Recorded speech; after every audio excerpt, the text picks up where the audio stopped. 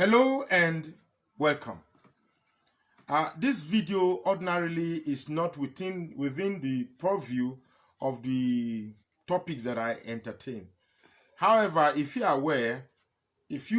aware, there is a viral video that has gone wide into almost every device, and it is the story of a 60-year-old barrister who picked a teenage girl to have a sexual relationship overnight, and the escapade resulted into the death of the 60-year-old barrister.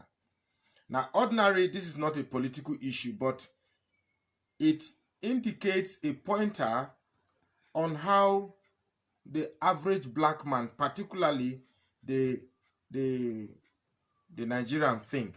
Now, I am particular about this case because both parties are from, one I heard is from Edo, the other one is from Akwa Ibom. So this is an issue involving brothers. Now, here is the story. A barrister, 60-year-old, wanted to have company for the night and sought the services of a teenage girl who serves as a service in a hotel and also does prostitution work, according to what she said in the video. And then they had a good time.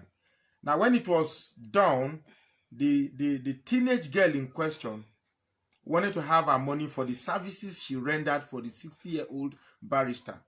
On trying to wake the guy up, if she found out that the guy wasn't moving. So because of the unusual situation of the state of the barrister, she raised an alarm and sought the attention of the hotel management. Upon arrival of this hotel management, it was discovered that the barrister was dead. Now, there is nothing new with the sequence. Watching that video, you could tell by from every ramification or every perspective that the girl is innocent. Now, I thought that issue has been exhausted and it is finished, but I'm surprised that the girl in question, the teenage girl in question, is incarcerated. Now, in the whole issue, the part that bothers me is the family of the barrister. Frankly speaking, I'm ashamed. Although I don't have the total picture of what is going on, but I'm ashamed at the family of the barrister for even allowing this matter to go viral, to go public. If that barrister was my brother and I watched that video, all I needed to do was to bury my brother in silence and allow that thing to go. To think that the girl in question is still in incarceration clearly shows the poor state of our justice system. There's a program I watch on my satellite TV station, and it is called IDX. Everybody should watch it. It shows how far advanced these European countries are ahead of us.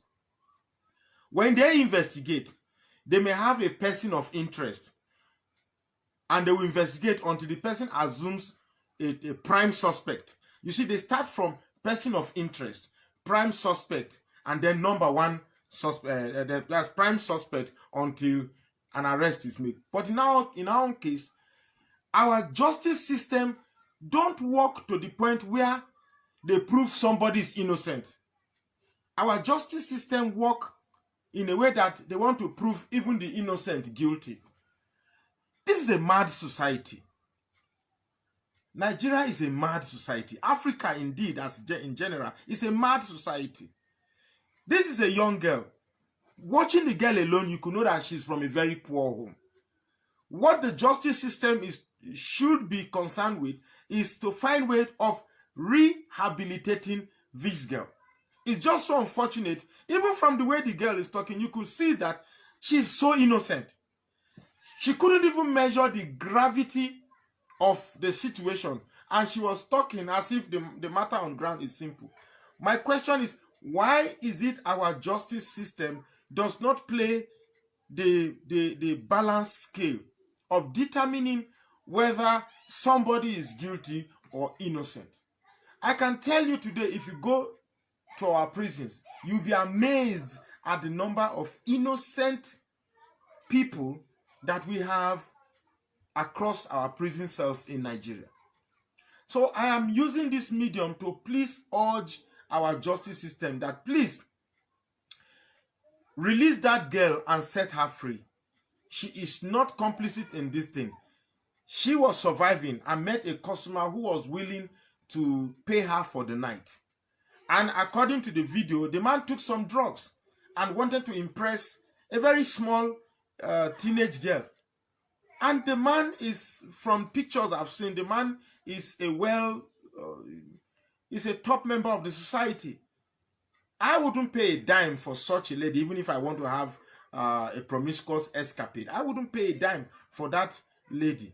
But here is a known lawyer. And believe me, my viewers, I was lodging in a hotel in Abuja some time ago, I think about 2 or 3 years ago. And I was woken up late in the night because of an altercation between a customer and a prostitute.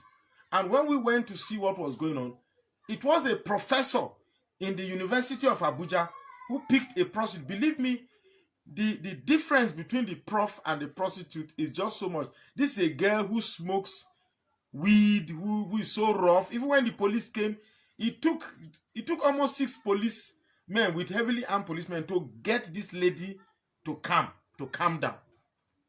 So do not think that the incidence of this barrister and this girl is a one-off situation. It's a thing that happened almost everywhere. Some of the people you see and you think they are gentlemen, you think they are civilized, you cannot guess what they do at night. So I urge whoever is holding that lady in incarceration to please let that innocent girl free. The purpose of a system is to rehabilitate people. I believe these incidents should show how deteriorated our justice system is and how deteriorated our youth population have become.